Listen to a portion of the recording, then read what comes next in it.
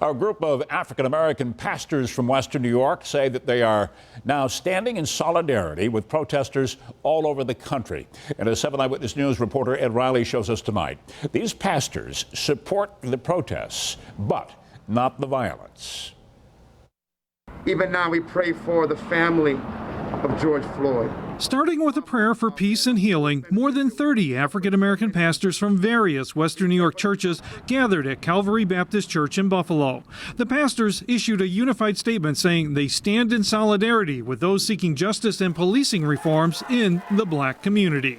The revolution that is taking place now, we must not allow it to fade into the background. While the pastors support the peaceful protesters and the call for increased dialogue between police and the community, they do not support those who are committing acts of violence. Even here I heard stories of people agitating the crowd and as they leave dropping rocks down and disappearing, and so people could take the rocks and throw them. Pastor Thomas Hill is in his later 70s. He has seen a lot of civil rights efforts during his lifetime. There's been a change for a modest period of time, but then we came right back to the same issues again. He believes what we're seeing now is different and will have a long-lasting effect. We're praying at this time that we totally eradicate, totally eliminate the problems that we have. That sentiment was echoed by other pastors who thought the large numbers of people of all races taking part in the protest is a very hopeful sign. We're removing ourselves from racism and from color and understand each other as human beings first. Reverend Mark Blue is president of the NAACP Buffalo branch. He believes lawmakers need to repeal a state law